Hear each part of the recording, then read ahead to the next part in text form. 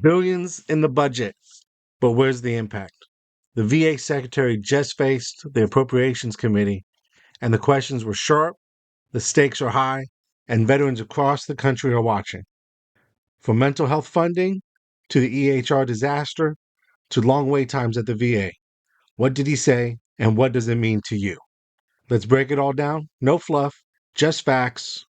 Just recently, the Department of the Office of Inspector General released its final report on VBA and VHA budget shortfalls from last year. Congress provided $3 billion in emergency funds for VBA to ensure benefits were delivered on time, but ultimately knew after the law's enactment that they would not need the funding for compensation and pensions. As for VHA, their request boiled down to $6 billion instead of the original amount of $12 billion, which we provided through TEF in the FY25 CR. After reviewing the OIG's report and recommendations, I hope that you are seriously examining the VA's forecast it needs for how VA forecasts its needs, so this doesn't happen again. I know you are new in this role, and do not have a full budget yet, but we need to make sure that you will do your due diligence in restoring VA's fiscal management. What will VA be doing differently to project its needs in the president's budget? Thank you, Mr. Chairman. That is one of the questions I think that really highlights really where we're at as a problem with the VA. When I came in, this was forced upon the Congress last year, and frankly, after the bills were passed, you get this all of a sudden request that we're short.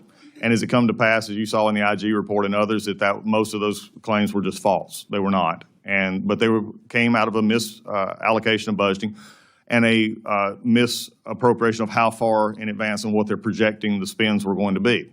A lot of that actually came out of, especially from the VHA side and some others, community care lowering where they did not anticipate higher numbers. Then also some of this came a little as their anticipation on PACT Act benefits were being met and as we were fulfilling the role of the PACT Act. Now, this is the previous administration.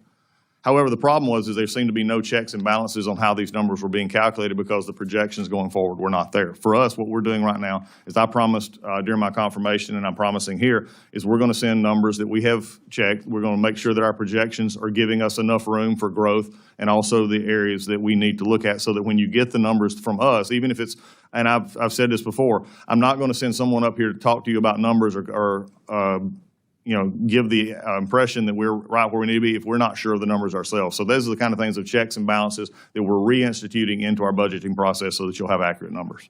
Secretary Collins, you've made some bold claims about cutting staff and programs while redirecting so-called savings to medical care and other benefits for veterans. But so far, that's all been blanket assertion without any evidence or proof to this committee or to the veterans that you've made these claims to. First, you claimed that $14 million saved from canceling DEI programs would go towards medical care. But our committee has not seen any evidence of this. The committee did not receive a reprogramming request on this, and our follow-up questions remain unanswered. Second, you claimed that $1.8 billion saved from canceled contracts would go towards medical care.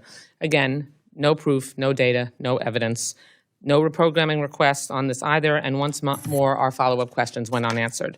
Third, you claimed $98 million saved from firing the first round of probationary employees and redirecting those funds to support health care benefits.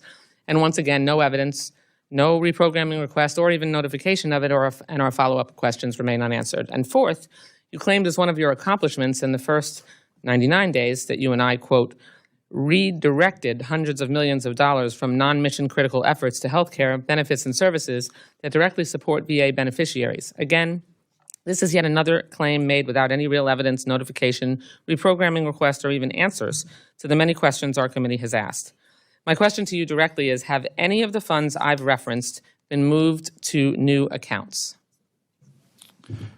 In taking, I've tried to keep up with your 4 questions. I'll start at the end. The reprogramming, especially of contracts that was announced and we sent to Congress on April 24th, was regarding the intent to transfer funds generated from our reform efforts as $343 million that went to support VA community care and to ensure veterans have health care choices promised under the Bipartisan Mission Act of 2018. That was sent, like I said, and notification was made on April 24th going forward. If we can just address one at a time. Go So ahead. you're required to send us a reprogramming request, not a notification. You are required to seek our approval. You were a member of Congress. You're aware of that. And you have not done that. You still owe us answers on why you sent a notification instead of a reprogramming. You didn't send us a plan. We're asking you for a plan. A 2-page notification with 1 briefing does not give us any real information on what exactly you'll be doing with these funds. Remember, we're happy to continue our conversation. No, together. I would like an answer. We have sent everything we're supposed to send you. We sent No, notification you on have April not. 24th. Reclaiming my time. That's fine.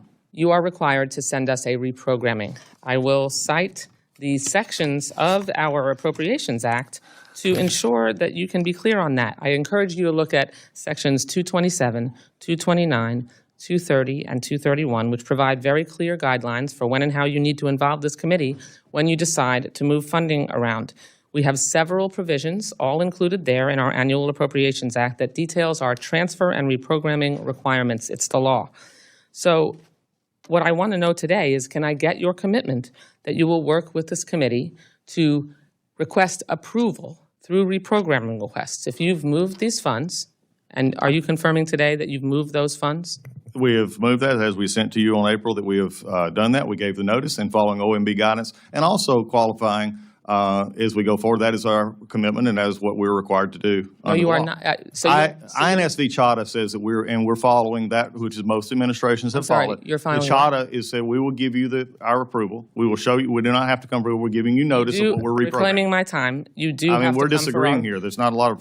Okay. This is not a reprogramming issue. So it is a reprogramming request. It is, and we gave you notice. You can't. Okay. The law that we The passed. law is CHATA, which we do not have to. This is not there. Reclaiming my time, Mr. Secretary. The law under the Appropriations Act in sections 227, 229, 230, and 231 give you very clear guidelines. The law requires you to ask Congress's approval through a reprogramming request. This shouldn't be a difficult thing to get you to agree to.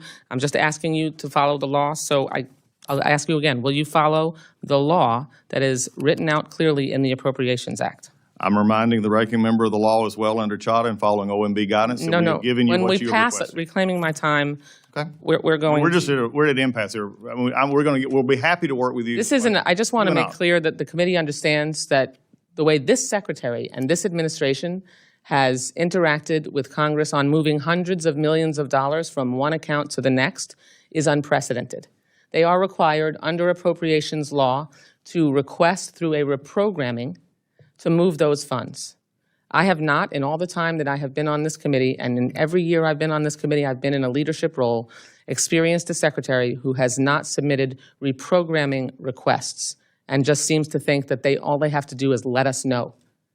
That is ridiculous, and we will pursue this vigorously, Mr. Secretary. And I agree with the lady. Yeah. We expect that is the way. We'll continue to give you what we give to following our guidance. The chairman and I We are wanted in it done agreement. the way it said, she has just said. It's been done that way. I've been on this committee for 20 years. It's been done that way 20 years. We're not going to change it now. Thank you, Mr. Chairman. Thank you, Mr. Chairman. I yield back. As I believe my colleague, Ms. Wasserman Schultz, mentioned a couple weeks ago, your team sent the House and Senate committees on appropriation a transfer notification indicating the department's transferring unobligated funds from various accounts over to the medical community care. It's my understanding this should have come in the form of a reprogramming request. Obviously, we have authority there, and the chairman has authority there, so we just point that out for future reference. I know you've got, as I said in my impromptu remarks, the care of our veterans at heart, and I know that's going to be your main focus. It's Specifically, I understand the importance of making sure the community care account has the resources it needs, as we've had recent issues with this program at the Oklahoma City VA Medical Center. I look forward to working with you and your team in a more collaborative way and strengthening the relationship with the committee so this confusion does not happen again, and we ensure working together that funding's properly allocated. Just a couple of quick questions. Can you provide me with, and the committee, with an update on the status of the execution of these funds?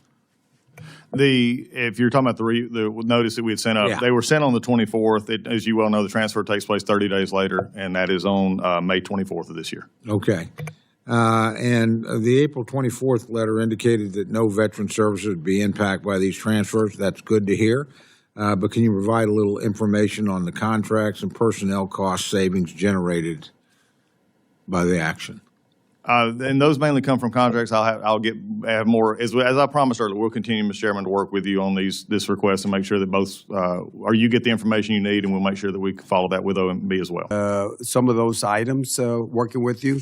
And finally, the last question, and this is a question.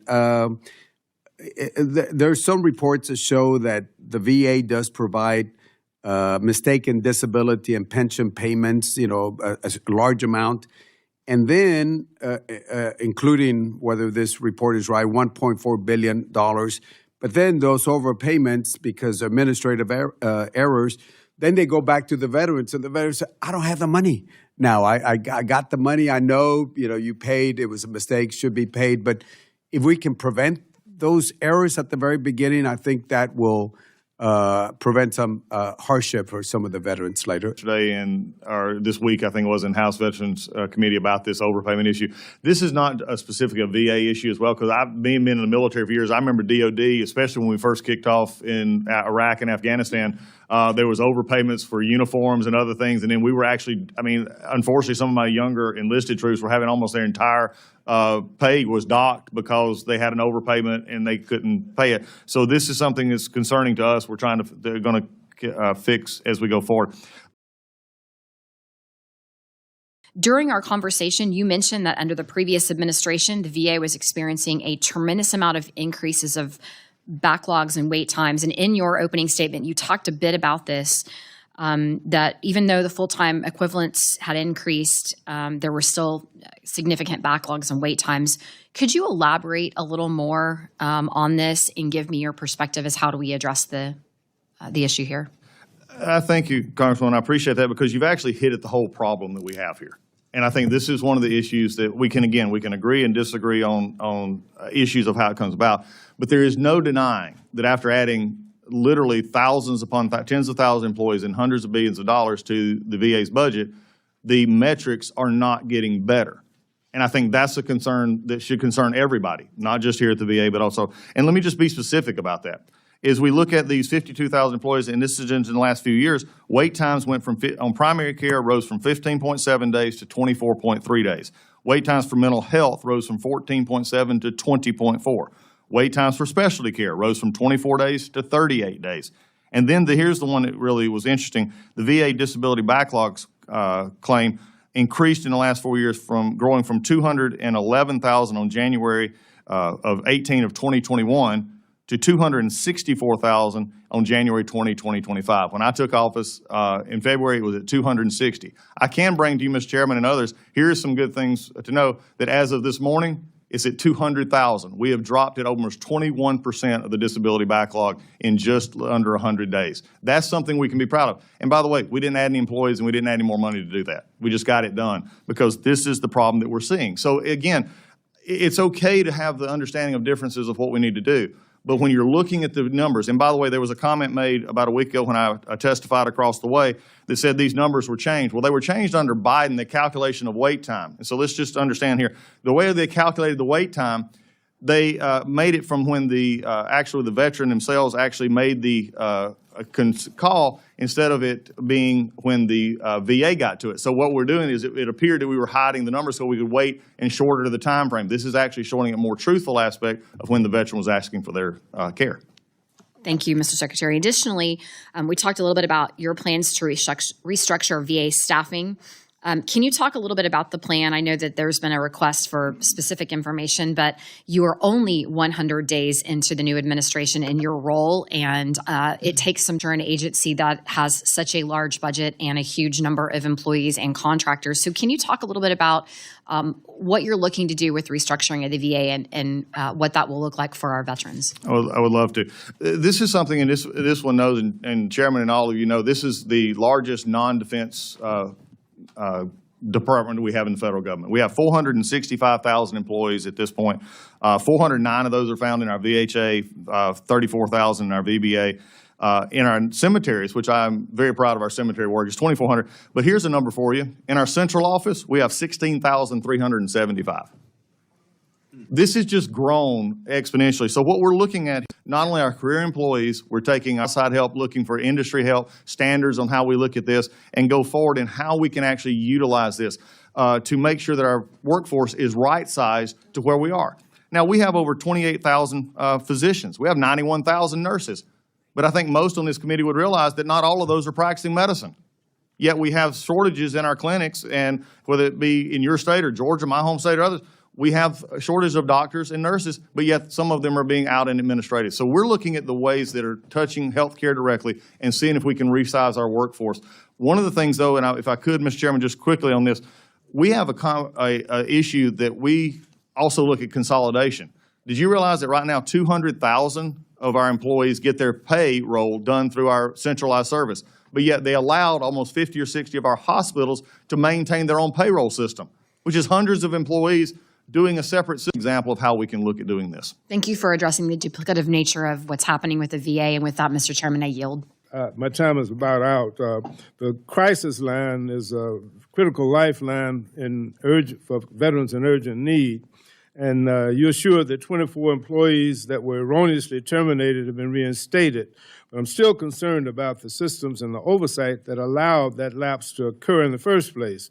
When it comes to the well-being of the lives of our veterans, we can't afford mistakes of that magnitude, and I think the ranking member referred to that in her opening statement. What specific safeguards, review protocols, and accountability measures are being implemented to ensure that essential personnel and programs, especially those tied to life-saving services like the Veterans Crisis Line, are not subject to erroneous cuts and administrative oversights in the future, as that happened so precipitously? Well, Congressman, I think the very fact that we put on those non-answering the phone VCL line back into work as quickly as we did actually shows that there was a plot in place that looked at things and said, okay, was this something that needed to be done? We did that. I take exception. I know it was in the ranking member's earlier testimony, and I had this same conversation with the Senate last week. By our own staffing admissions and our own staffing research when we did this, there was no one who was answering the phone that was fired. No one. That is just, I mean, no matter what has been said, that is from our own people. The ones that were laid off in the probationary were staff members or behind-the-scenes supervisors that were not answering the phones. I would not agree with the assertion that was made earlier that there was lines that were not going on, no matter who may have told the ranking member or anybody else. The staff, and we looked into this and put them back in order. That's how we actually take care of this. No one was put in jeopardy. No one was not answered the phone. Those continued 24/7, 365. But the calls were not answered. They were answered. Okay. On the personnel side, last Congress I had the privilege to serve on the VA Authorizing Committee. We had whistleblowers coming to us complaining of sexual harassment. As we started digging into this, we were uncovering more and more where when whistleblowers would come forward, an investigation would start, rather than get to the bottom of them and get justice for those victims, people were being either allowed to retire or transfer, and then the investigations would be shut down. And in many cases, these people would leave the VA and then only to go to another government job in another agency.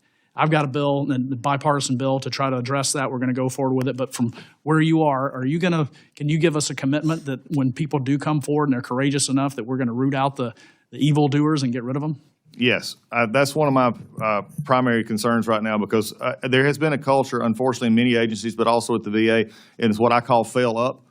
Right. And that is they failed at a certain job, and I have an example of this in just very specific, close to home, in which a senior leader failed and was documented failing, and the answer is to put them into the VISN level in a sort of advisory role.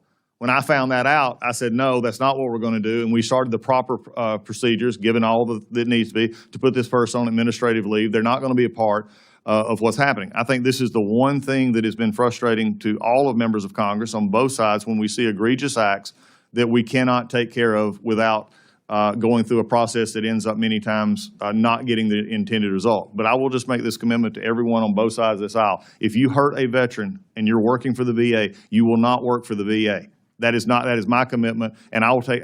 There's a higher cost to keeping bad people in than there is ever a higher cost in getting rid of them. I have been so alarmed by the DOGE attacks on the federal workforce, and as we know, 30% of our federal workforce is comprised of United States veterans.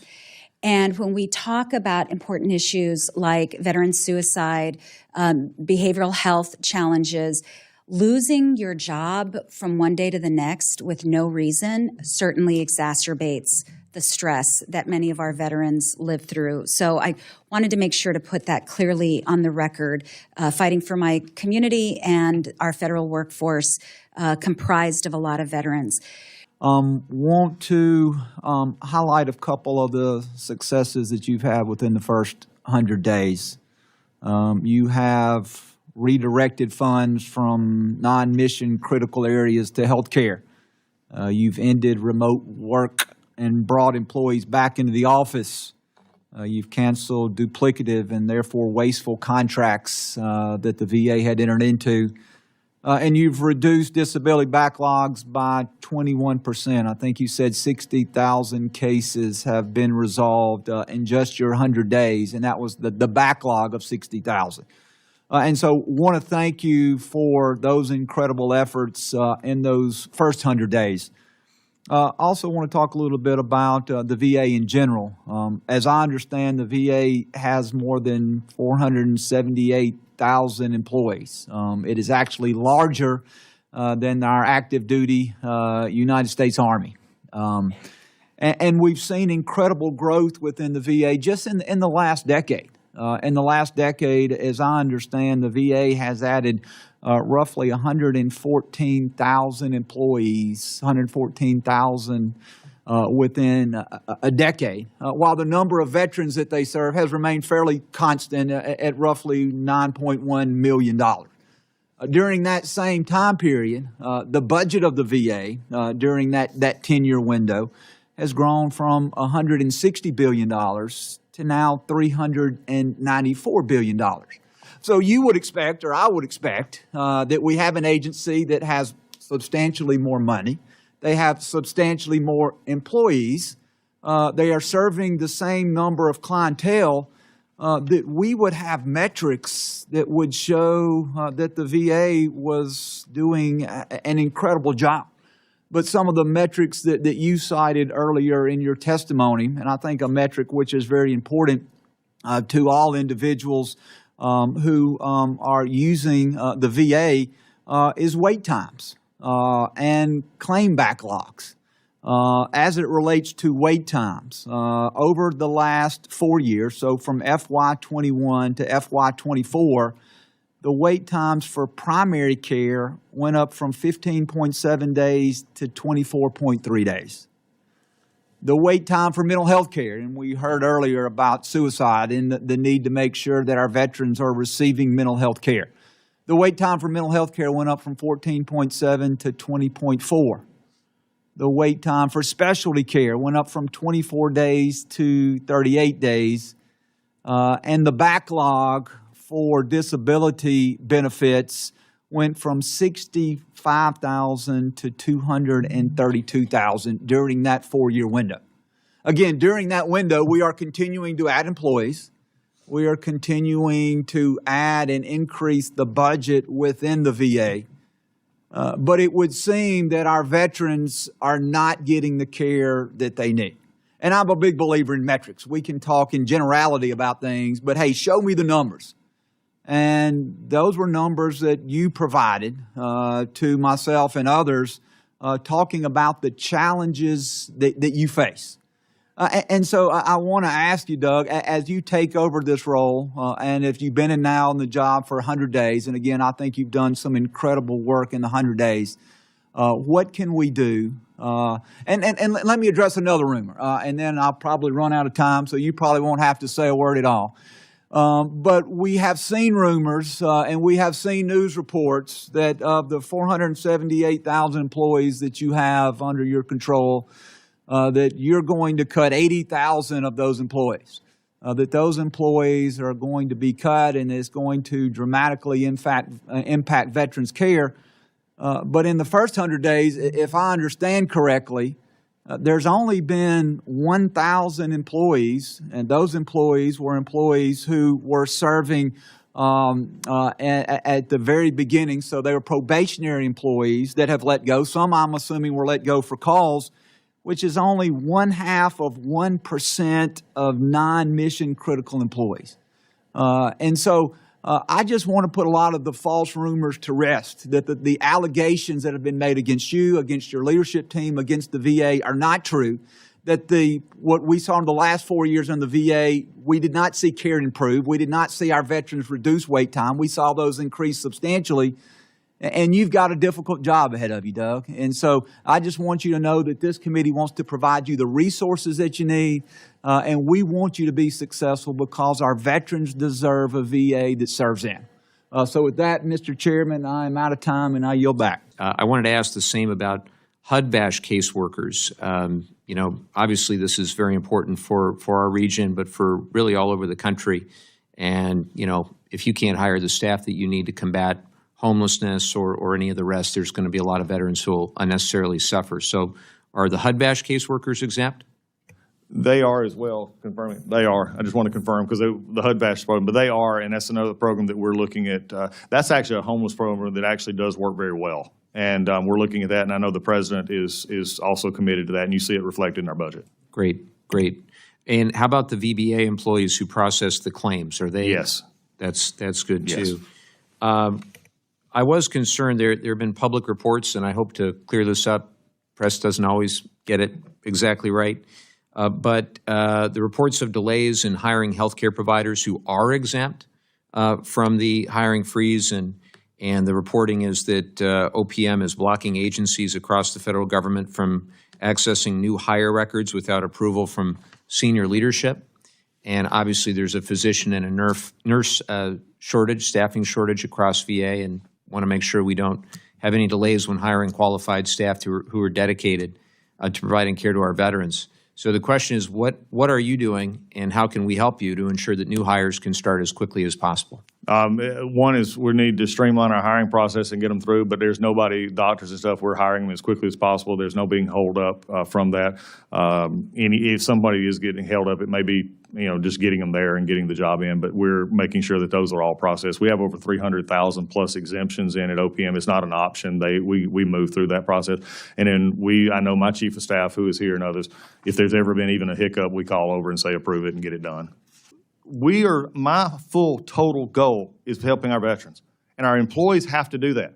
And I want our employees to step up. And everywhere I go, I make this out. If you're helping a veteran, even first or second level, from cleaning a room to doing surgery, this should be your golden day. We're going to give you every opportunity to perform at the highest level. Veteran benefits, disability folks, claims folks. We're going to give you every opportunity to get those claims done quicker, faster, so our veteran gets what they need. This should be a time in which I want people to come to work for the VA, because it's going to be a place in which accountability is had, high performance standards are met, and we're going to do so within the budget that you give us, and we're going to continue to do that. But I want them to understand that's why I do travel all over the country. Let them hear it straight from me. Quit reading what may be. Quit reading what might be. Listen to what actually is happening so we can make sure it happens, and I appreciate your comments. The Department of Veterans Affairs has profound responsibility to those who have served our great nation. Missouri's 4th Congressional District is home to thousands of veterans. Yet my district, like many others, has heard too many stories of delayed care, bureaucratic obstacles, and a system that sometimes feels more like an adversary than an ally. In the golden age of America, I think the VA should be the gold standard of health care. And I think you have the same vision, Mr. Secretary. In our district, we pride ourselves on our constituent services, have a great team there. We try to provide concierge service. We look at people as clients, not just constituents. Our lead caseworker there, her name is Grace Townsend, and she's a veteran. And I have some questions that our staff wrote up here, but you know, I came up here to be a voice for my people, and I want to be a voice today for our chief caseworker, Grace Townsend. She texted me a couple of questions to ask you, because she deals with this. She deals with this on the front line every day, sir. I would love to know when he expects the backlog of disability claims to be worked up and caught up. Well, Grace, and I'll speak to you and Congressman as well, thank you. One of the things is most on this note, 60% of your calls to your offices are constituent for cause of the VA. Yep. And I'm telling you up front, that's a failure on our part. I don't make any excuse for that. They should not have to call you to get the benefits they've earned. So to speak to Grace's, we've dropped that almost 21% from 260,000 to right at 200,000 in the last few months, and we're going to continue to see that go back down as we put resources and time to where it needs to go, and we're going to see that go. But also, one of the things that Grace would probably also ask about is we do the wrong metrics sometimes, and that's the end of completion. When do we actually finish it? And right now, we're way over the target of where we need to be. We're at about 135 days. So as we get the backlog down, that frees up more time to then get on to the other claims as we go. Very good. With any potential cuts to employees, how many behavioral health providers could be cut? None. I want more as I can get. I think remember, one of the things we've not talked about today is in any discussion we've had over 300,000 positions that we've exempted, and right now are currently hiring at the VA at any one time, and we need as much, and especially in the area of mental health, behavioral health, and others, to help us with our backlog, and with our, not just our backlog, but help us with our death by suicide issues, our homelessness issues, and getting back to work issues. We know that the PACT Act has increased claims due to its expanded eligibility. How many veterans do you anticipate will enroll in the VA health care and benefits within the next 10 years? Over the next 10 years, I think when you look at where we're at right now, we've had 6 million, a little over 6,100,000 that have been completed their toxic exposure screening. 1.6 million have actually had their PACT Act disability approved. And that leaves us with actually 985,000 new enrollees since the law came into effect. So that's about a 2-year number. If you look at that over time, we expect that number to probably go down as more and more people are screened. We've screened about 6 million so far. I know the law requires us to screen all 14 to 15 million veterans. Frankly, that is a stretch for any organization to do. By having 6 million of the screenings completed, we're well on our way, by the way, to 9 million is currently enrolled in VHA, so in our healthcare system. So we're getting closer and closer. So I think you'll see probably in this next coming year, if you go to the 985, we've had about 200,000 to 300,000 a year that have come in. That'll probably continue as we're looking at it for the next maybe couple of years, and then begin to trail off over the next 10. For grants to states to improve outreach to veterans and increase the number of county veteran service officers. Very important for regions like mine in San Diego. So, Mr. Secretary, as you develop the final budget request, can you commit to working with your team to fully fund this important grant program? Yes, and Congressman, I appreciate your words and comments. I can, because as most on this committee know, that was my hallmark here, is working bipartisanly to get stuff done, and we've done that before. Yes, I mean, you've also brought up something that's very important to me, and I've actually went to our county veterans, our state veterans. We've not done a good job, I think, at the VA over a long-term period of actually utilizing those state benefits, our state partnerships, and our county partnerships, because they're so important, because especially in the county side, this is where most people go because they know each other. It's that veteran knowing veteran. So for me, yes, this is something that's a priority for me going forward. It's going to be something we can definitely work across y'all. And Ms. McMorris-Rogers and I did a lot of things together as well. So it's good to see y'all do that. But we will, yes. That's great. I appreciate that very much. I also wanted to thank you. I wrote you back on April 2nd about call centers, and specifically the potential move to automation. We receive, I mean, you remember for a long time, you get all kinds of calls from disabled veterans, elderly veterans who don't know how to schedule appointments. They don't know how to navigate VA websites. They don't necessarily know how to reach out to their primary care providers in some cases, and they rely on those employees at your call centers, and they're worried that they won't be able to talk to an actual human being when they call VA to schedule an appointment. So, Mr. Secretary, can you promise my constituents that when they call VA, they will be able to talk to an actual human being? Yeah, that's our intention. One of the things that I appreciate you asking this because it's important to me because as someone who deals a lot in my district, and most of you did as well, with older veterans who are just looking for answers, especially trying to. What became surprising to me is we have it's approximately, and I have to get this number, over 200 and approximately 250 call centers associated with the VA.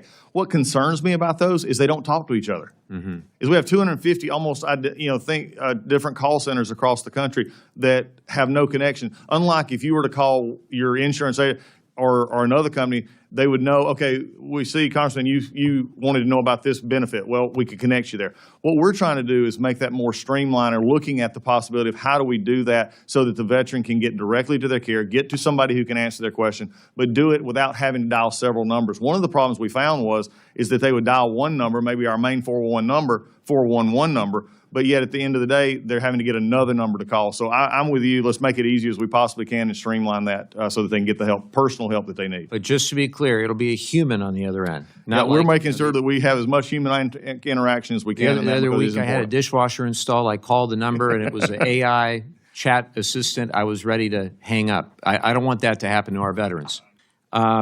And in the letter, in the response, you said, quote, VA call centers are incorporating self-service options, and, quote, there is always an option to be connected to a live representative. So again, to drill down on this, can you be specific about what self-service options are? Because in the private sector, these are lousy.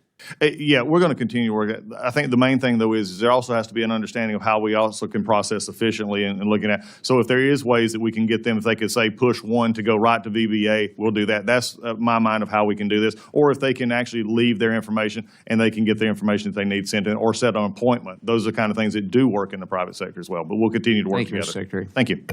For example, some inefficiencies we've seen in the clinical trial processes. Medical and prosthetic research. Great topic, great idea. Who would not want to spend as much money as is necessary to do the job there? We're spending northwards of $900 million a year. I think some across the aisle would say, great, let's spend $1.25 billion. That would make it better. Unfortunately, from some of the studies I've seen, you may have seen some of these, as much as $550 million of that is wasted each year, not going to its design purpose. And the goal there is to achieve the end in mind. We see excessive spending on recruitment and third-party vendors. In many cases, we're spending $20,000 to $30,000 to recruit a veteran into a program, whereas comparable studies like that, clinical trials on the private side, may be $1,500 to $2,500 a patient. That's a waste. We see a lot of chronic under-enrollment in programs. There's, you always hear the highline ones that are most egregious, but somewhere there's only a handful of participants in studies. These things are on autopilot. They go year after year after year. And the people that are receiving money have no incentive to fix the system. They're getting their money. They go on about their way. Or is that something you're looking at, and how can we reform this? Yes, we are. And just to go off, so there's been some concern about this. And let me just very clarify, because we're trying to get a good handle on what we're doing and how we're going about this. There's been no research trials have been canceled, period. That's just, it's not happened. But we are looking at how many we have going, because you sort of mixed two issues here. You got research that is going on in other areas, and in clinical trials, which are a little bit different. I appreciate you bringing them both up because they need to be talked about. One of the things that concerned me as we started looking into this, and is one of the reasons why I put a pause on our research in particular from digging into this, because we're trying to make sure we do it right. They all end at different times, different contracts coming up, is we wanted to get a good handle to make sure what was working and what wasn't working.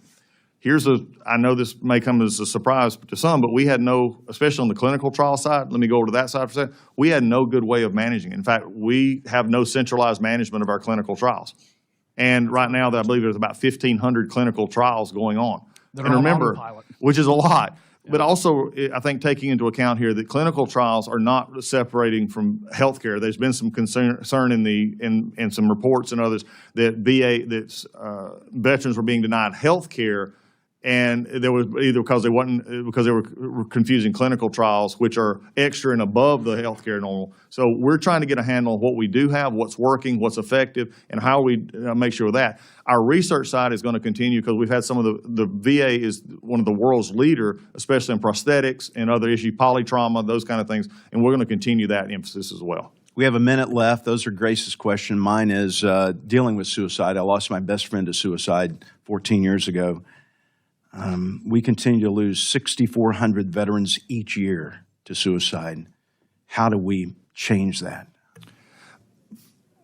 Congressman, I'm sorry for your loss. I have experienced a similar loss, but also been on the phone as my years of service in the Air Force of actually talking to those veterans on the line who have come to that point in life where they want to end their life.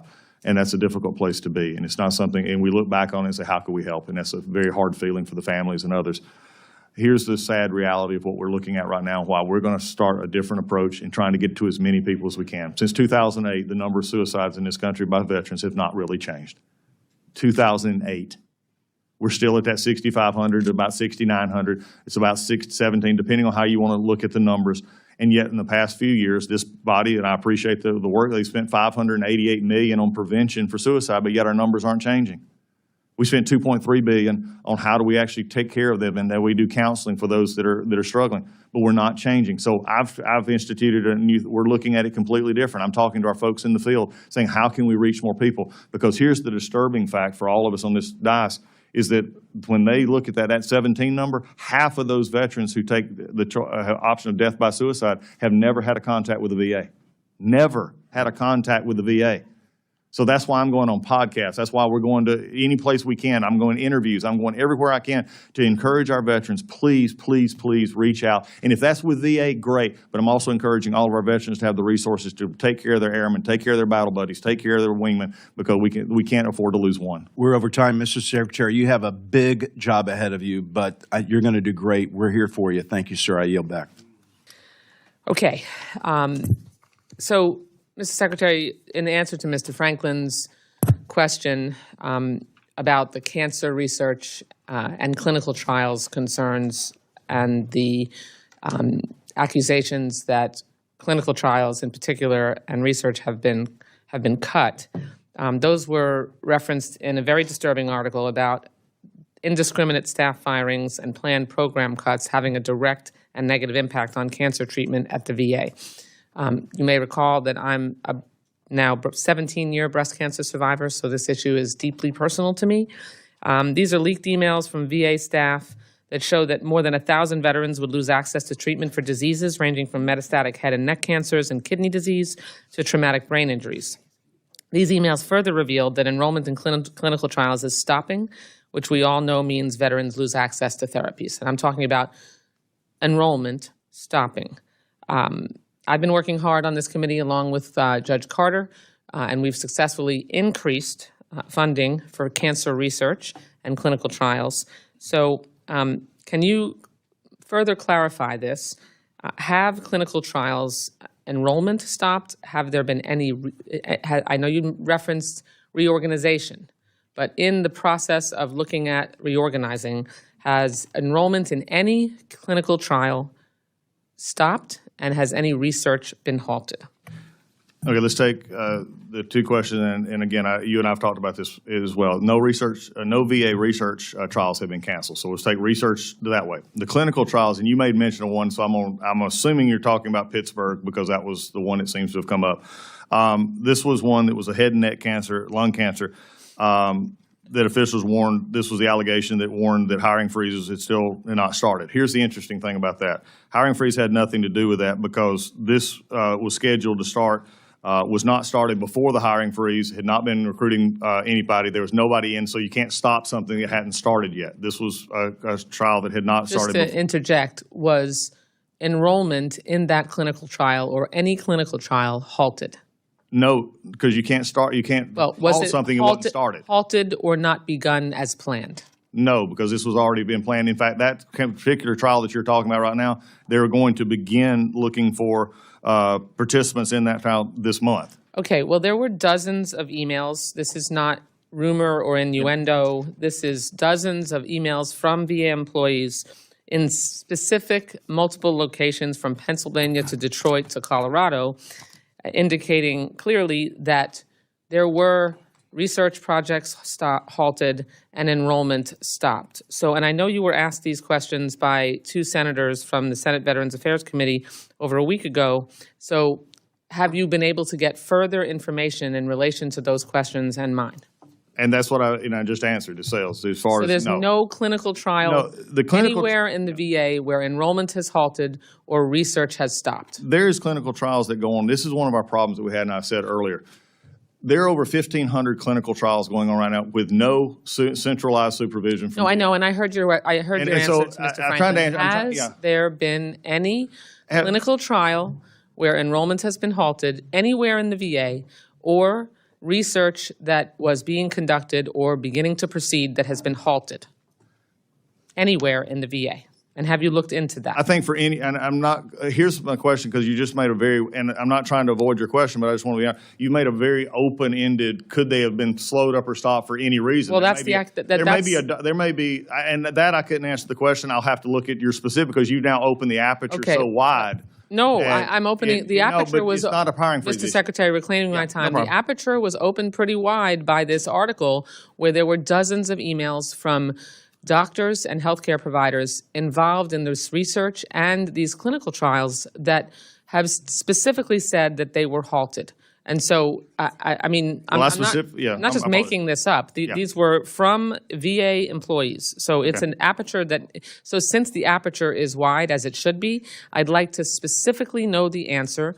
Have you not looked into that concern in the week since the Senate VA committee? Yeah, we have looked into it, and I think the specific question, especially that was the center of this article, again, was going back to especially as you're concerned as well, the head and neck cancer and lung cancer, was a program that was talked about, was not even started. So I would like you can't to- call it on a hiring freeze. Okay, so I think I'd like, we've got two different I'd things. like you to get back to me then. Okay, that's fine. Specifically about have there, since your tenure begun any halting of cancer research at the VA that was planned and any enrollment in clinical trials that have ceased? For any reason. For Would this any be- reason. Would this be previous last year as well? specific- Yeah, and I've committed to working, and if I didn't make that clear in an earlier answer, we'll commit to working with you on those and getting Thank those you. answers. Thank you. Both, just to re-clarify what I was asking, because you said, for any and all reasons. Yes, for any and all reasons, but specifically related to the DOGE cuts and people who were fired and any terminations or personnel changes, but more broadly across the whole VA. Obviously, we're all interested in making sure that cancer research and clinical trials continues. Yep. So if you can get me information across the VA on whether Okay. planned clinical trials and research has been canceled. We'll work it. And also, just as a clarification, the Colorado and Detroit were not trials in that was referenced in that article. They were not trials. Okay. And also specific question. If you got specifics, we'll work together in our office. Thank you. Also, this was one I can't emphasize this enough, and it's a personnel issue. We don't manage these trials from VACO. And so when you actually look at it from a perspective as I don't care who's sitting here as secretary, if you don't know how many trials are going on or even there's any coordination in them, that's a problem. No disagreement. And we'll talk about that, but I will answer that. Thank you very much. I appreciate it. Thank you, Mr. Chairman. I appreciate your indulgence. Secretary Collins, I have a question about the VA Servicing Purchase Program, or VASP, which has helped about 17,000 veterans avoid foreclosure after falling behind on their mortgages. And public reports indicate nearly 90,000 VA loans are seriously past due, with approximately 33,000 of those already in the foreclosure process. Can you tell me why was VASP terminated without first instituting an immediately available alternative option to provide foreclosure relief to our veterans? Thank you, Congresswoman. This is an interesting part because this was a program that was not started from Congress, was not initiated from Congress. It was initiated inside VBA last year from funds that they redirected at that point. Interestingly enough, I'm not sure they actually came to you for redirection on that from last year because it was obviously something not from this body. The problem it puts us in, and there's been vehement kickback from Congress, especially the chairman of the House Veterans Committee, that says, and basically it's indicating, this is not something the VA should be in. We should not be buying or be in the mortgage loan business. In fact, what happened since last year, 17,000 at-risk mortgages were assumed at $5.4 billion assumption on the VA, not anywhere else, and there was nothing to go. There was estimates internal, if this program was continuing, estimates as high as $17 billion. We're taking property that we have no control over in the sense of how do we get rid of it, how do we manage it, or do anything else. And at the end of the day, it was not helping the situation of veterans who had gotten behind in their payments or other. These were not taking people who had no home and not giving them a chance at a home, which is our mortgage process. This was taking folks who may have, gotten in trouble not being able to pay their loan payments. They could resize, re-downsize, and still have access to any other VA benefit from our mortgage side of the house as well. So this was just a program when you have to go through the system, and it was up for renewal, which again, we were going to have to come to this body and ask for billions of dollars more because they were taking it from mandatory. This was not my program. This was started previously. It was just made the determination with the stuff that we've got going on in the VA, that there's other ways that we could help in this situation using other agencies and others. But for us to assume mortgages, it puts us in a very legally binding issue and also a liability issue going along on these properties if they sit vacant and things like that. So have you thought through, you and your team, have you all thought through a plan for having some of those other agencies, as you mentioned, kind of take this over? There's not necessarily taking it over. I think there's a discussion on what do we need to do to keep this from happening to start with, to keep the veteran out of the situations that they're in. That's a bigger conversation that could be had. I mean, and again, I want to make it very clear, this has nothing to do with homelessness. And unfortunately, there was a little bit of discussion that does this affect homelessness? This has nothing to do with that program. This has folks who actually purchased the mortgages. We're open to it. I know there's some legislation going through Congress, and especially in the Veterans Affairs Committee, on a partial claims kind of issue that would give some relief, but again, not put us on the hook for that much liability.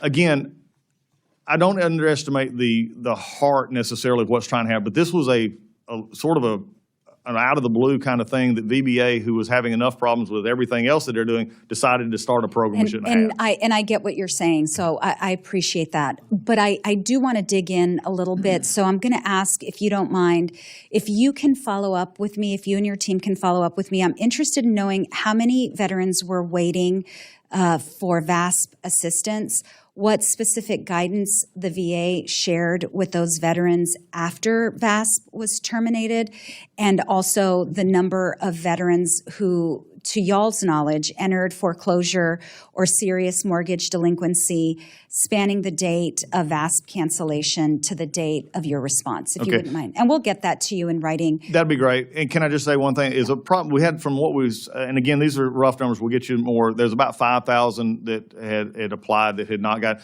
Nobody was under the program was taken off the program. That's also something to understand. We did no more re-entrance after May 1st. And so there's nobody that was in the program that was kicked off the program. This was just saying we're not adding anymore. Okay. But I'll help you get the other information. Perfect. And I want to... A few of my favorite old topics from the Economic Opportunities Subcommittee. First is VRE, Veterans Readiness and Employment. Really important program, and I think too often it doesn't get the attention and the resources that it deserves. And we're currently seeing pretty significant understaffing at VRE. I know this is a problem, for example, in the San Diego regional office where we do have long wait times. And the question I have for you is how can we best help you, and what can you ensure us you're going to do to ensure that these VRE regional offices have the resources they need to provide timely vocational counseling to our disabled veterans? Thanks. Look, you hit something. I was down in Southern California. I was up in LA area, but I was also in Arizona, and they're experiencing the same issue here. This was something that's brought to us last week. It's the reason I go to these places, because a lot of times, and I just in all fairness, Mr. Chairman and Ranking Member as well, what we have found is and this is part of why the reorganization, there's a disconnect between our regional offices and our hospitals and policymakers here in D.C., and I hear it all the time when I go to them, that in fact, one of them pulled me aside, actually in Florida, as a matter of fact, and said, "Sir, I don't think you're getting what we're telling you. I don't think the information is getting to you." And I said, well, that's something we got to work on. This was one of those areas, the VRE program. Frankly, it got caught up in the budget issues of last year. And instead of addressing it at central office and making changes that need to be done, which we've now found out didn't need to happen anyway, they began a process of telling everybody, well, you can't bring on new VRE folks because it's the hiring freeze. Well, that ain't true, because these are exempted positions to start with. They could be hired. But then they guys, well, it goes back, well, we were told not to hire anybody in November, so it goes backwards. So we're structurally, it's been clearly stated from my office to the field now and others, get these people where we can, get them hired under the budget constrictions that we had at the time it was given to us, but we're going to make sure that that is a priority in employment. We had too much of a disconnect with one counselor having too many caseloads, and that does slow everything else. But it is on our list. It is something we're taking a look at. Very much especially your appreciate area. It seemed to be highlighted in your area. Thank you, Secretary. And you read my mind, because that was my next question, is whether those VRNE counselors were subject to that hiring freeze. VA prescriptions are mailed to veterans with the U.S. Postal Service delays. Is there a better way for veterans to get their medication? There may be, and I think that's one of the things we're looking at in our overall projection of care and how we do that. I think this is something that the Congress has also looked at concerning basically how we deal with our generation of prescription, how we actually cut our costs. There's been some concern about the pharmacy benefit manager system. There's also been some concerns about how we go about that. It is something that's currently being looked at in our overall look at VHA. Okay. One other topic, and I was thinking of it as Mr. Alford had brought up, suicide, veteran suicide. Mm-hmm. Clearly, no matter how we bend the curve, one suicide is too many. What has been kind of a sensitive topic in the past, a little controversial, is the use of psychedelics to treat PTSD. There are studies that show as many as 29% of the post 9/11 veterans are suffering from PTSD. We know the path that leads to. I personally have lost several of my former Navy buddies to suicide, and it's heartbreaking to see.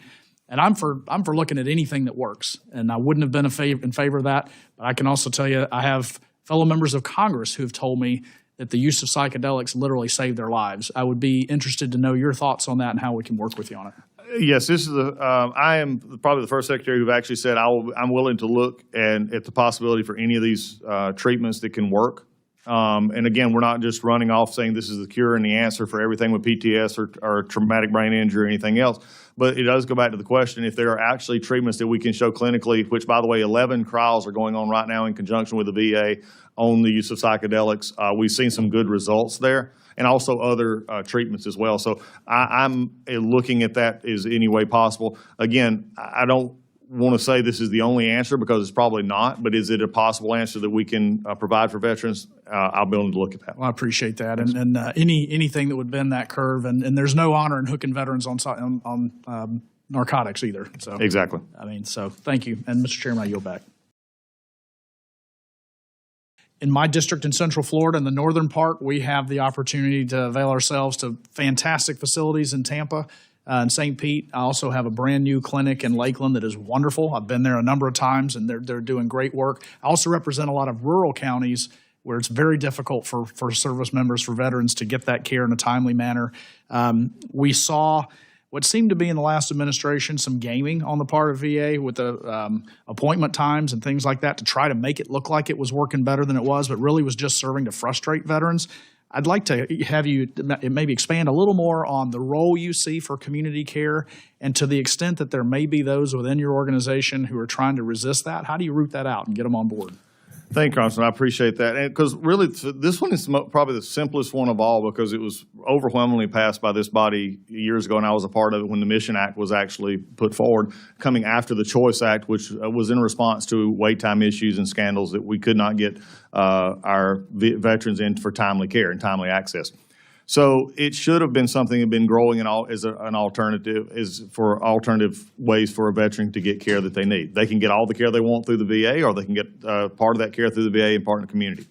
What we found concerning as we went along here, especially in the previous 4 years, is there seems to be more of a concern, and I actually heard this from actual VA employees who said, we have to sell the VA. In other words, they wanted to keep all veterans internal and not send them to community care, because there was concerns that if they did not do that, then they would actually, not get funding, or they would be cut, or something of that nature.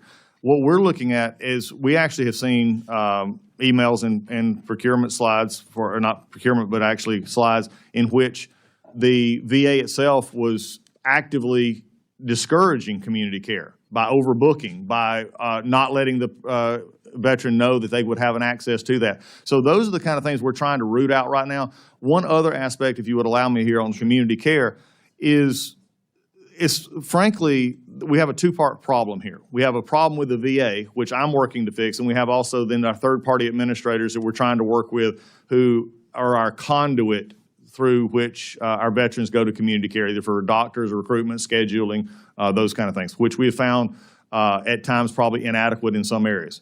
But the other part is our side of it.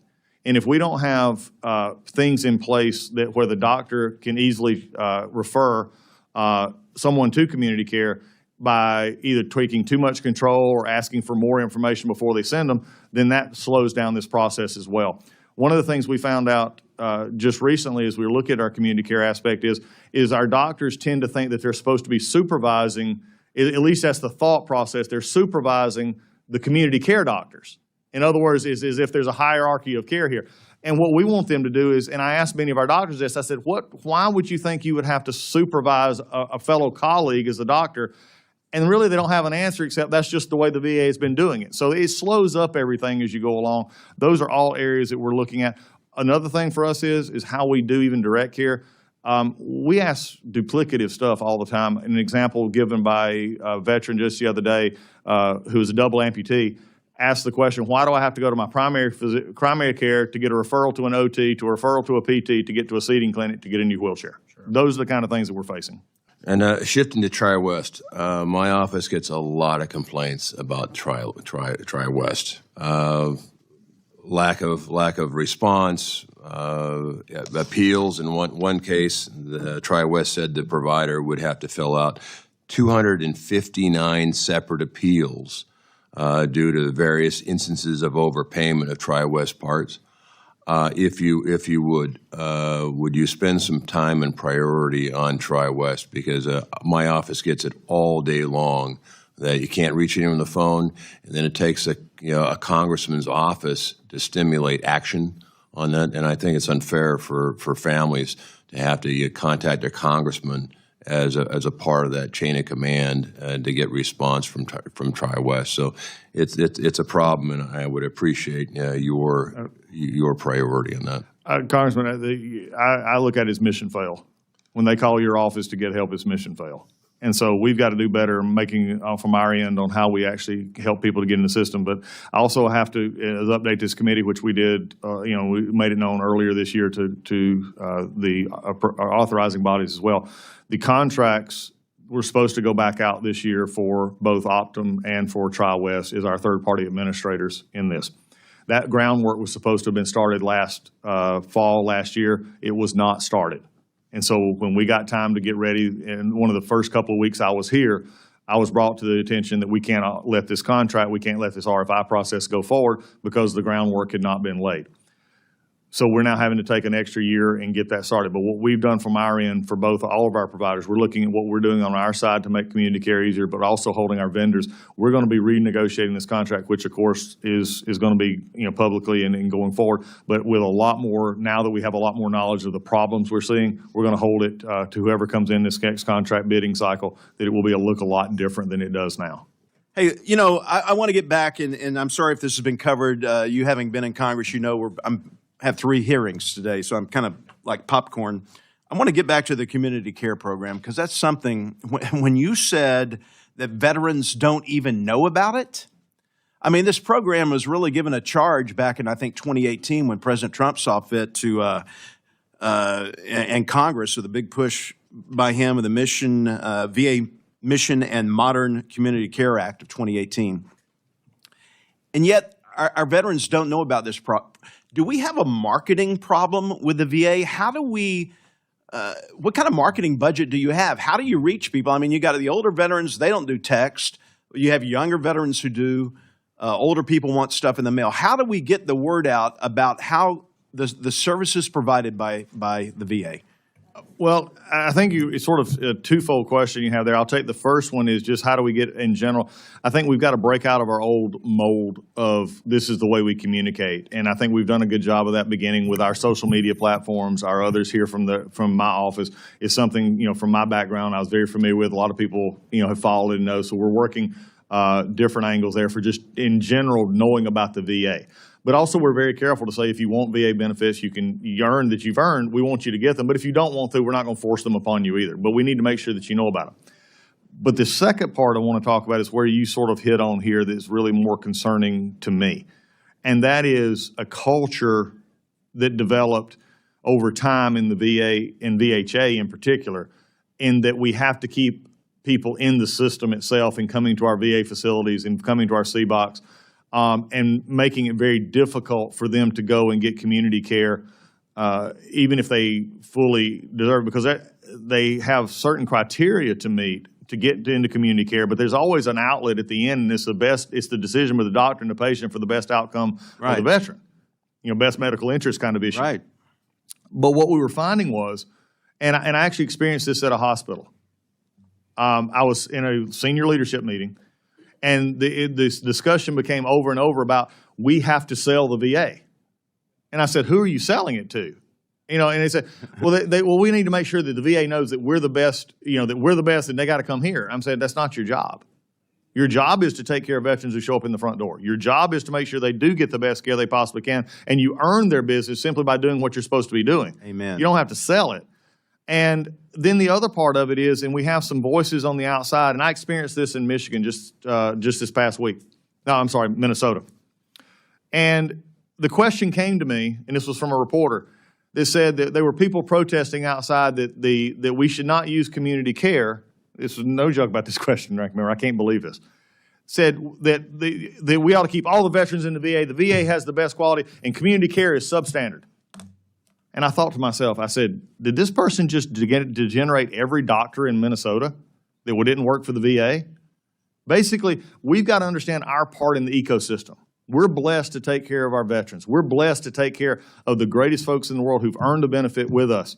But we're going to use every partner we can to make sure they get that benefit. And if it's in our facility, they're going to get the best possible care and the best possible resources they can. But if that means that we can help in the community, and especially in rural areas, we can make sure that happens better, that's what we're going to do. You've talked several times today about misinformation, people getting lied to, gaslit about services are going to be taken away. They're living in fear. I don't know if you did town hall meetings when you were in Congress. I still do them. I like talking to people, even people that I don't agree with. I've got one coming up in 2 weeks, and I'm doing 16 in August. There are a lot of questions and a lot of fear out there. I would love to invite you to come with me on one of my town hall tour stops in Missouri to answer directly to the people of Missouri about the quality of care of the VA and how you're not cutting services. We are trying to improve them. I think what you're doing is grand, because what I've been doing for 100 days, basically is fighting back against this. The perception, look at the budget that was, even this skinny budget, we're trying to get that, and I'm looking forward to getting the whole thing. It has an increase in our funding.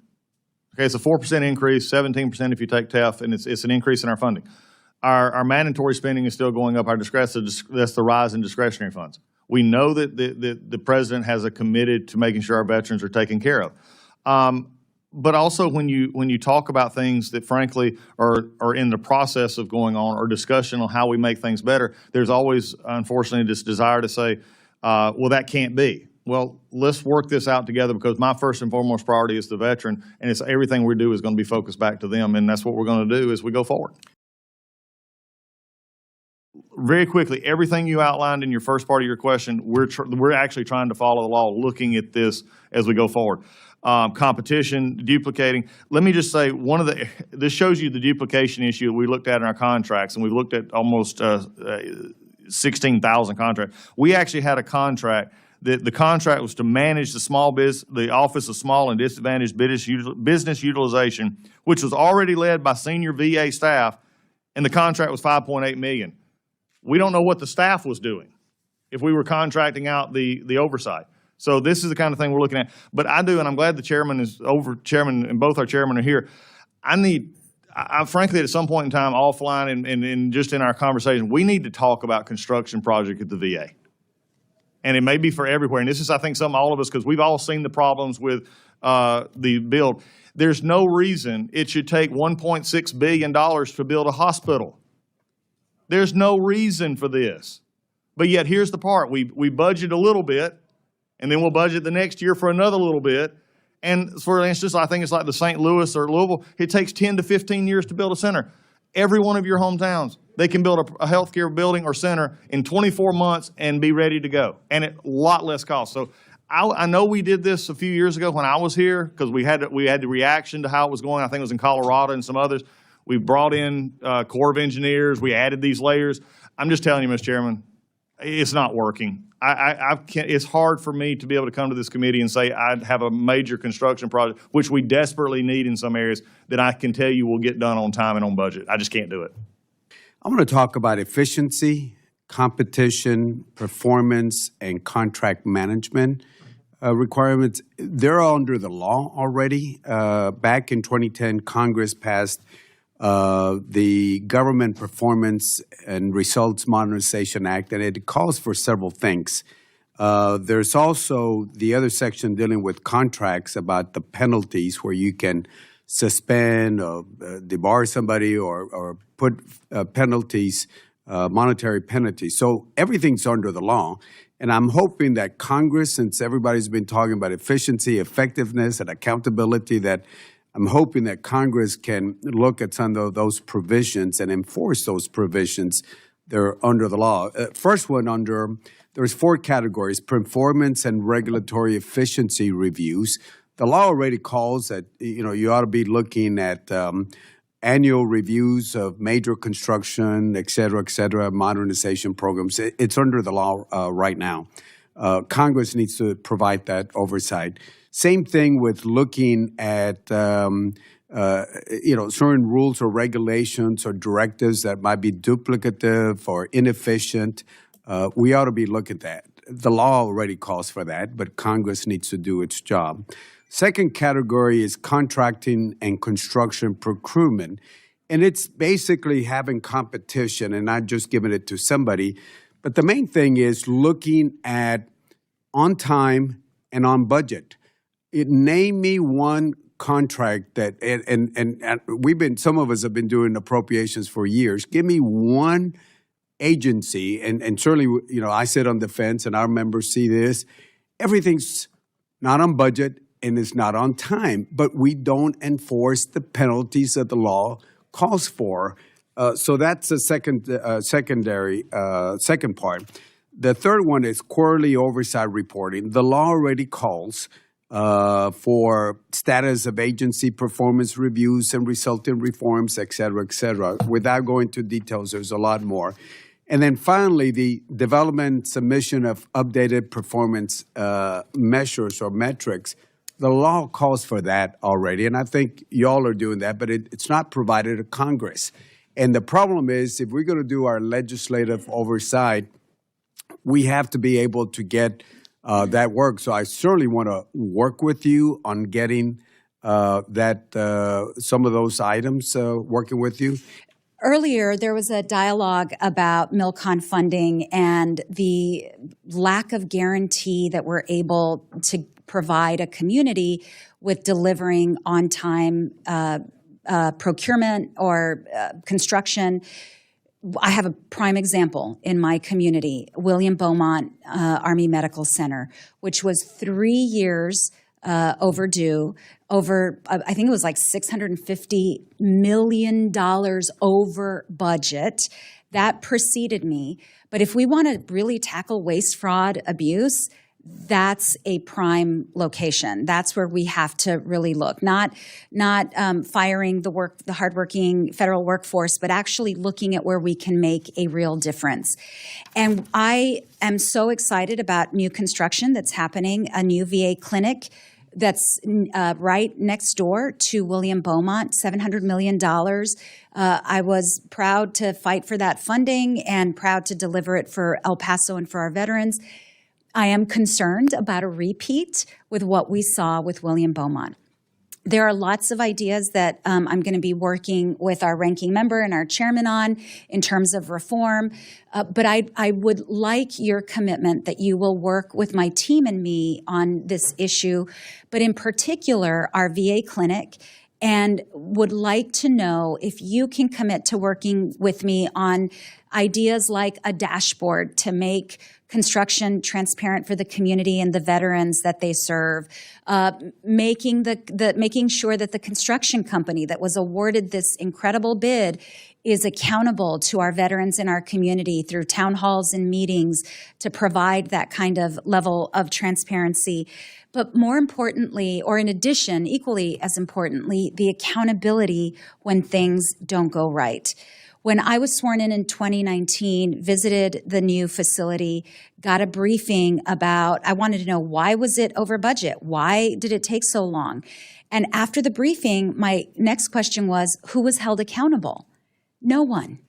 So would love to know your response and whether you would be open to working with me on this issue. Congresswoman, have you been in my office for the last 100 days? You asked the same questions that I've asked. That's become, and my staff, I've almost at times felt like as I've reverted back in time to asking why all the time. Because everything comes across my desk, I ask why. Why are we doing it this way? Why is this up? And accountability starts, one, with our office, but it also starts with personnel. And so we've asked why. But when it comes to construction projects, one of you have large headache days in a job like this. And one of mine was when we were discussing our minor and our major construction projects and began to look at projects, and they were just casually saying, well, we're going to put 200 more, we need 200 more million here, and we're not finished. And I'm saying, well, when is the project going to be finished? And they said, well, that's not the way we do it, because we get a little money to start it, then another more to go from there. It's broken, Mr. Chairman. It's just broken. And I know that we want to put it in as being in the seat that you are in as well right now. You want to have that sort of accountability. You want to put layers in, but unfortunately, I think, frankly, streamlining it may be the better part of what we need to do, and so we have a one-point accountability. We're looking at that internally to make sure that maybe there's a way that we can do our constructions a little bit more fine-tuned. We have accountability, but it's never enforced, seemingly to my satisfaction, on how we get these done. So what you've seen is normal, unfortunately, but it's not going to be normal in the next few years as we take a look at this, because it's not right for you to appropriate the money to get a new hospital, to get a new CBOC, which, by the way, CBOCs, co-located with other locations, is probably the way that we're going to see a lot of this go. Do you commit to working with me Yes. on those items that I listed, those Definitely. ideas? Perfect. Definitely. I'm aware of an ongoing issue to construction, the construction for the community-based outpatient clinic in Bakersfield, California, which was authorized back in 2010. Wow. To the frustration of many, the construction of this VA clinic has been delayed due to 15 years of frivolous legislation. While the ability to protest is important to the procurement process, I think we can all agree that the current situation is unfair to the veterans living in Bakersfield and the surrounding communities, for that fact, who have patiently waited for years for their new and modernized clinic. Mr. Secretary, I know you are just getting caught up to speed on this issue, but I would appreciate any updates you have and to share with us on the status of the Bakersfield VA clinic, as well as your commitment to do everything within the VA's ability to bring a resolution to this situation. Thank you, Mr. Chairman. Yes, we have. It is something that's been brought to my attention by another member of the committee, not on this subcommittee, but I was Congressman Baldeo as well has talked about this. And it goes to show that this is part of the problem that we're experiencing in contracting, especially in the construction side of it, because when it goes through, it's either held up by delays in, as you stated, in court appearances or other things. And so this one here is something that we're looking at. We may be, after looking at it, there may be a possibility of a solution here fairly soon. So we're going to look at that solution and may be able to get back with you on that fairly soon. So we'll hope to. Thank you. Thank you, Mr. Chairman. I'll use my 5 minutes wisely. First of all, thank you for stepping up and serving. We served together, and I appreciate you going back to the front line. A little discussion on the electronic health record modernization, and thank you for your efforts to go at 13 sites live. That hasn't happened in a while. But some of the reports suggest that some of the problems in the first run was the employees did not attend the mandatory training. Can you comment on your plan to make sure that your employees attend the training so they can operate the system efficiently?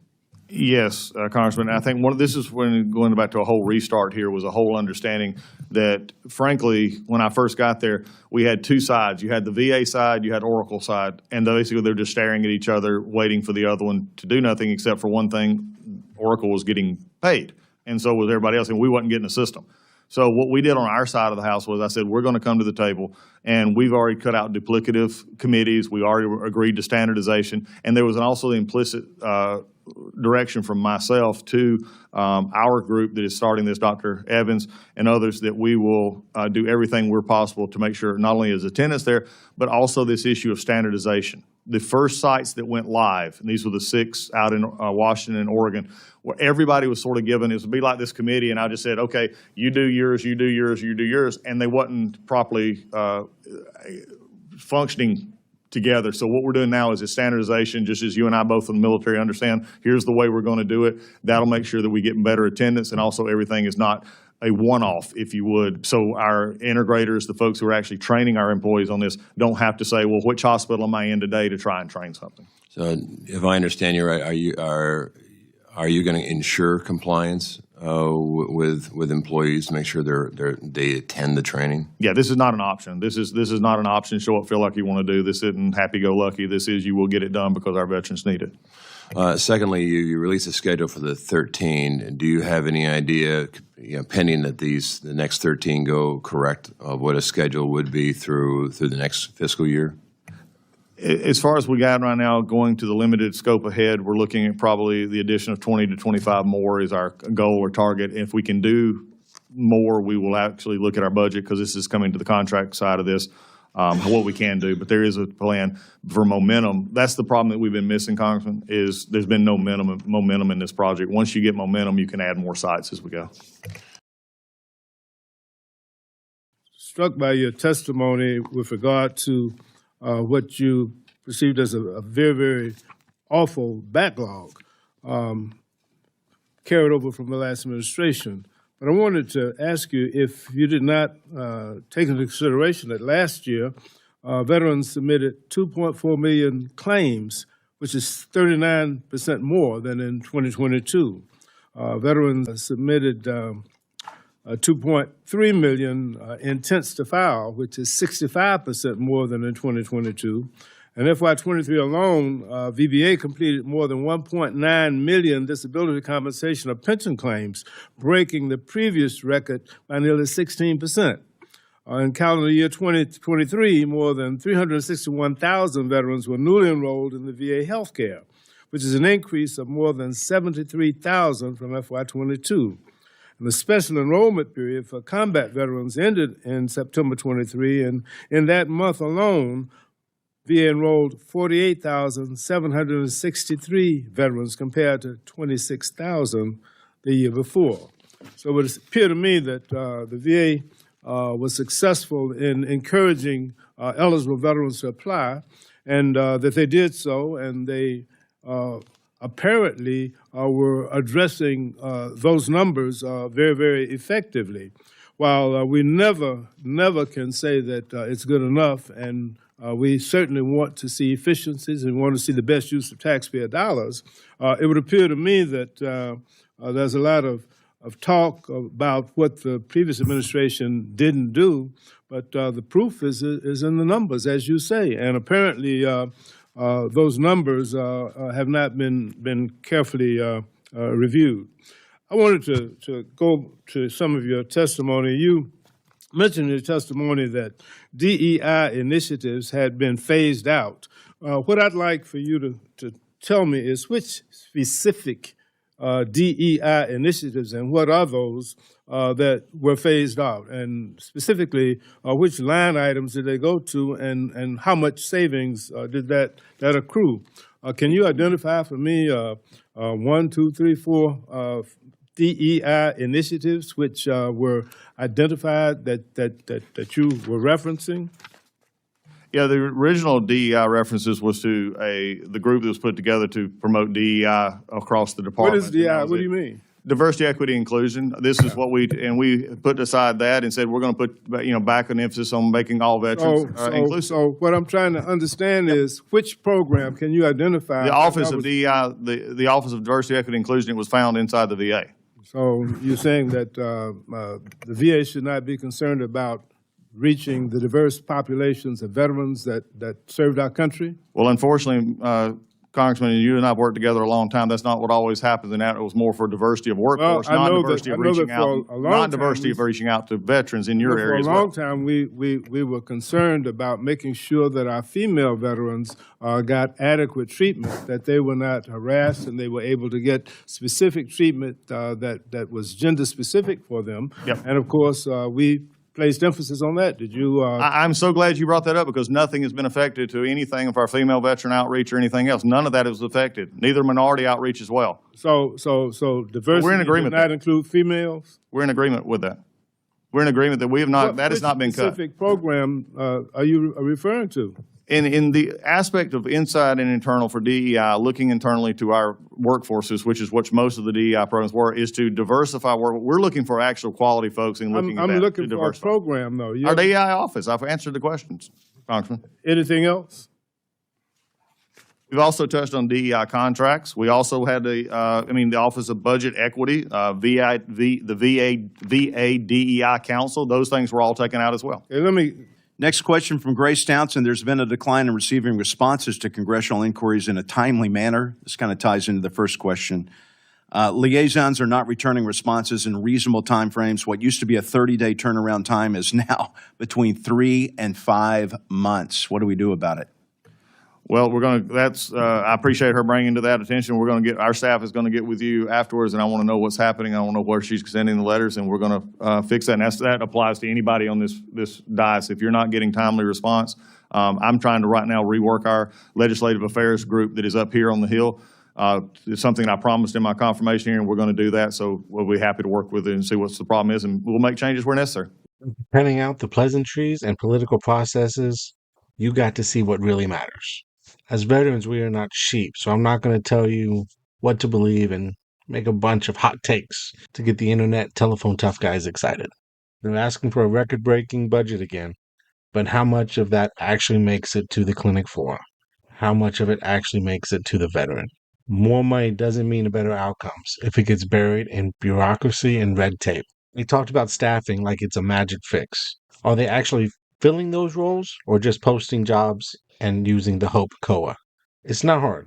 If you want to hire qualified people in areas that qualified people do not live, you need to pay more because they have to move. They say the claims backlog is shrinking, but a lot of vets are still waiting months for decisions. It's like, sure, you're processing faster, but have you figured out how to process better? From our side, we have to stop submitting shitty claims. Just because your current doctor says you have something doesn't mean it happened in service. Do the work and develop your claims. New programs sound nice on paper, but what about the implementation? Veterans need to know what programs are out there and needs to be easier to sign up to make sure that we get the help we deserve. Community care is a lifeline when it works. I've used it. I'm very happy with it in the SoCal area. But the delays and authorizations and billing headaches is still such a mess. It's not access if you can't get in the door. What's the background? In my opinion, Democrats worry that it will take away money from the VA. Republicans are upset that last administration added a bunch of red tape to it. And veterans just want the help. We like the VA, but if community care works for us, we want that ability to use it. I mentioned big construction projects, but honestly, the VA moves at glacial speed. Pretty sure they added a bunch of layers of bureaucracy to make sure that money isn't wasted, but it also adds time. So by the time they build the new facility, the veteran population has moved or aged out.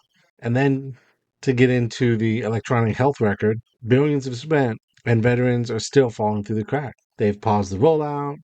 It's not working in this area. They just need to start spending their money smartly and holding these contractors accountable. It's the same problem we saw in the DoD. I threw the opening and closing statements in the back because it's just scripted mumbo jumbo. I'm sure these proposals will be a large part of today's conversation. Above all, this subcommittee has and will always remain committed to ensuring veterans receive the benefits and health care they earned. We will always meet our commitment to them. Unfortunately, I know that some of our friends on the other side of the aisle have recently used rhetoric and fear-mongering tactics to claim that we aren't fully funding veterans. But that is not true, and created unnecessary confusion and chaos for our veterans. We cannot continue to play politics with veterans' benefits and health care. In this recent video release, you simply stated things need to change. We are here today to let you know we agree that with a wish to discuss how we are working to transform the Department of Veterans Affairs, hopefully for the better. Things we need to change prior to the last administration's exit. The department notified Congress of a proposed $15 billion shortfall, which we now confirm was a gross overestimation, and there are numerous missteps in how benefits and medical budgets are forecast. These budget fluctuations and inaccuracies from the prior administration have shaken Congress's confidence in VA's ability to forecast its resource needs. I know it will be a heavy lift to address this in a quick manner, but we look forward to working with you on this and everything else. And now I'd like to recognize Ms. Wasserman Schultz for her opening remarks. Thank you, Mr. Chairman. I appreciate you yielding, and welcome, Secretary Collins. It's nice to see you again. I appreciated our meeting last month and look forward to working together again going forward. We're here today to discuss what very little we know about the fiscal year 2026 budget request for the Department of Veterans Affairs.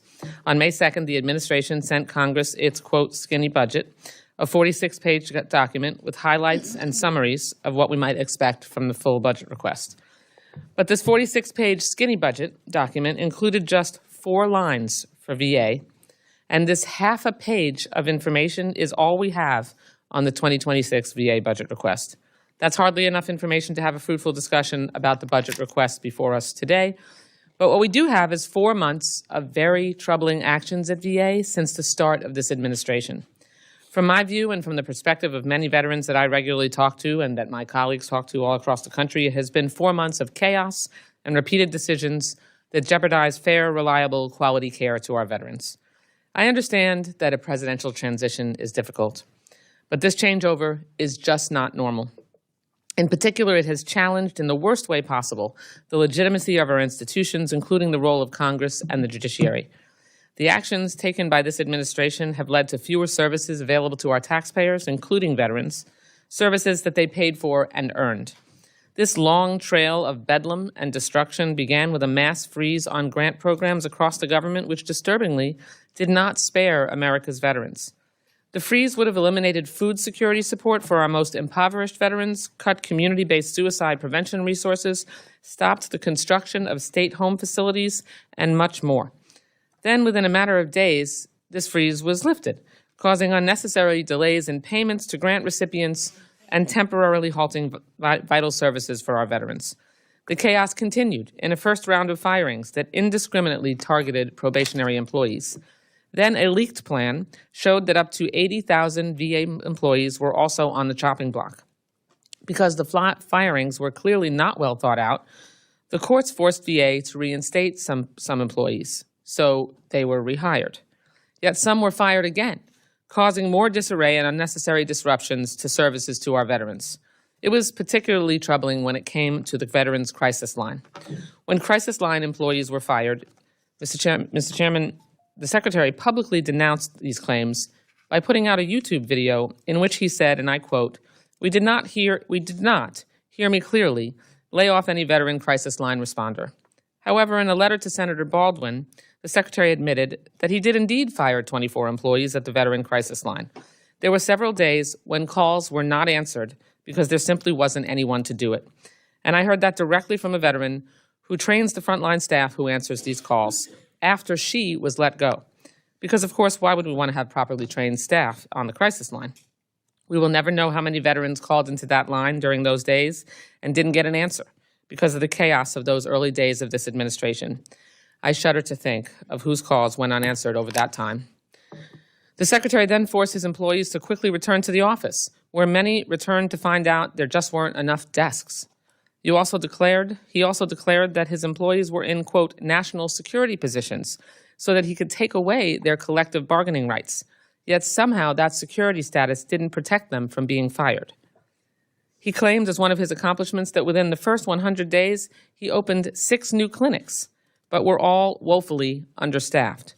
He promised to expand health care to our veterans, yet fired staff who ensure that women and minority veterans receive the unique and specialized care that they deserve.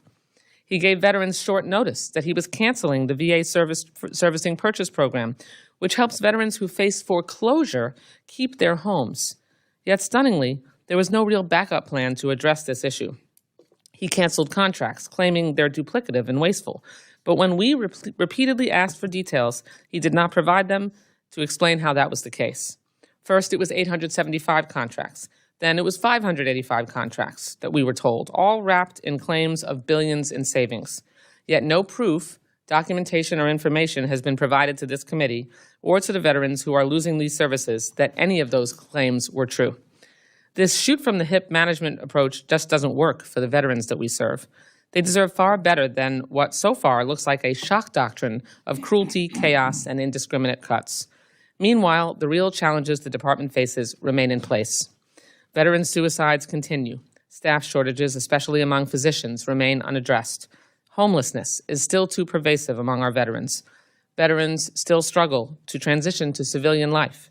And I know that the Secretary will say today that the cuts he's making to VA's budget will go directly into care for veterans. He's told me that himself.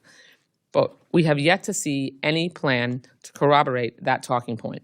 Where's the proof? It's been over 100 days and we've yet to see even the concept of a plan to address these real issues facing our veterans. Instead, all we see are political stunts that pander to Elon Musk and the most extreme in the party on the other side of the aisle. Banning the pride flag, ending care for transgender veterans, firing probationary employees, many of which are veterans themselves, banning anything that approaches addressing the needs of diverse veteran populations, and canceling contracts, it all does absolutely nothing to address the real challenges facing our veterans. Today, I look forward to getting specific answers to the questions we've been asking for months, and I look forward to the Secretary's testimony.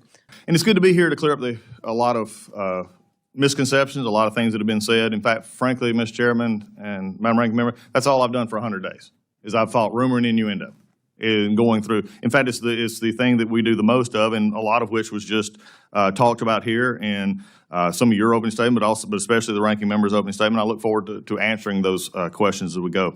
Because, you know, the one thing I have found in my 100 days, which is tomorrow, coming forward, is that we have, at the VA, have some of the best men and women in the country taking care of the most unique and special group of people, and that is the people who serve our country. Those who have served alongside of me and many of you are getting the care that they need.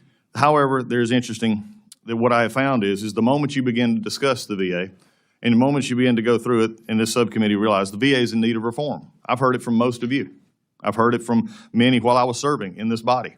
The VA is a place that needs reform and needs to be able to deliver timely care and getting to yes for veterans to the benefits that they have earned. And making such sure money that Congress appropriates to the VA is not diverted to non-mission critical or even wasteful programs. You see, even last year, even going back just to last year, Congress about the need for reform in VA simply many times just came across as a request for more money and more people. But I think what you're going to see today as we discuss this is that money and people are not the exact answers to all the things that hurt us.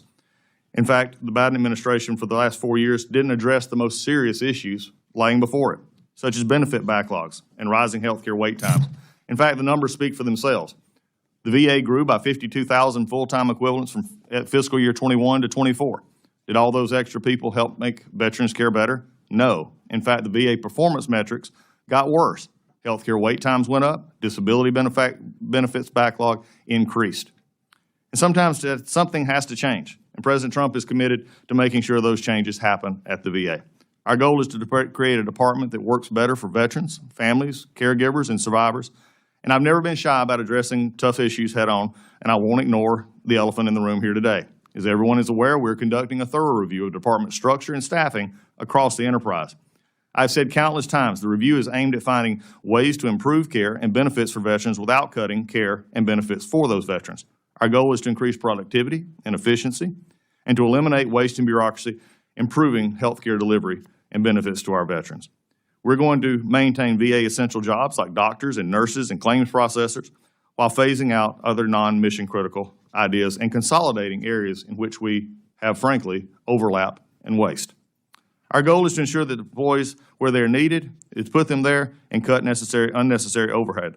Strategically reduce staff to ensure the VA's budget is mostly going directly to veterans, and will accomplish this without making cuts to health care or benefits to VA beneficiaries. Year after year, calls for the VA reform come from every corner. Lawmakers, media watchdogs, this body, Inspector General, even the Government Accountability Office, VSOs, and including veterans across the country. So guess what? This year, we're actually going to do it. This area is actually the time that we're actually going to take those calls and say, we're going to try and fix something. For 10 years, Mr. Chairman, as you well know, the GAO has said that the VA is on a high-risk list for issues of abuse, of issues of fraud, the issues of waste. These are the GAO's words, not mine. For patient care, for patient accountability. These are their words, not mine. 10 years this has been going on. And every year, we just continue to act as if it doesn't exist. And so when we look at this, my issue is how do we actually make sure that we have change that actually works? And when you make system-wide changes, yes, there's going to be some issues in how we do it and how we go about it. But I made a commitment on my first day that the VA was no longer about the organization. It was about a service organization that was there for the veteran themselves. Instead of it being about what we're doing internally, it's about how are we delivering the service that they're entitled to, and that we're commanded to give. So as we start this, there's going to be a lot of questions. You know, the VA is not a federal jobs program. It's a service organization that is designed to help our veterans.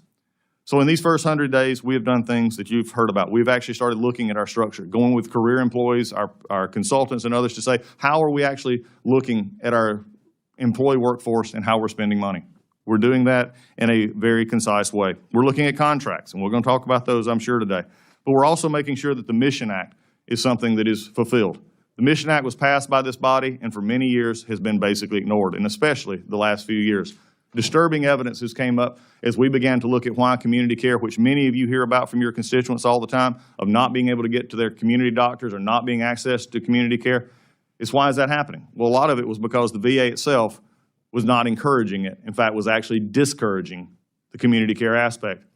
In fact, I was just in Arizona with a veteran, a student, who actually told me, he said, the only concern I have, he said, Mr. Secretary, he said, I've been waiting for about 3 months or more on my appointment and I can't get one. And I asked him, I said, have you been offered any other alternatives such as community care? And this veteran looked at me and said, what is that? By the way, the medical center director was sitting right next to me and quickly perked up at that. This is the kind of things we face. This is something we can actually come together on. This is not something that necessarily needs to be a divisive issue, but there is ways that we can fix this. But after 10 years, I think the GAO has said it's time to get to work. So as we talk about this today, Mr. Chairman, I'm looking forward to answering these questions. I'm looking forward to talking about how we have come together to make already changes in our VA. There's places we'll agree and there's places we'll disagree. But I'm amazed at what I have found. I found some great folks, and I found some veterans that, again, deserve the best treatment. But I've also seen a system that unfortunately has been talked about reform for so long, but not gotten it. Now's the time to make the reform. And with that, I yield back. Just a few things I want to make sure that I clarify and clear up. You referenced earlier in your remarks, in your answer to a question in a critical way, that the VA grew by 52,000 employees since FY21. I mean, the PACT Act could not possibly have been implemented in the way that Congress intended if we were not ensuring that there were more people to serve the 1 million new veterans that were coming into the system to get either medical care or access to their benefits. So I wanted to just make sure that I made that point. You also referenced community care extensively. I was in Congress, as were you, when we passed the Mission Act. And the Mission Act's purpose was to ensure, particularly at the time, because there was such a backlog, both in terms of veterans getting care because it was taking too long for many of them to get especially specialized appointments, and because of the distance that some veterans have to travel. That was the purpose. But if you do any veteran survey that I have ever seen, any commentary I've ever seen from veterans, as you know, prefer to get their medical care at the VA. And that is because they are served there by a career-oriented professional that looks through the lens of a veteran. Many of them are veterans, as you know, themselves, and they also know how the culture of veterans and how to treat them. Oftentimes, and I'm not disparaging community care, but when a veteran goes into the community, that's supposed to be a last resort in case they can't get the care in the community. And oftentimes veterans actually don't get the kind of care that they would at the VA because they're dealing with someone who's just kind of churning through their patients, and they don't necessarily see the signs and cues and understand the culture of veterans.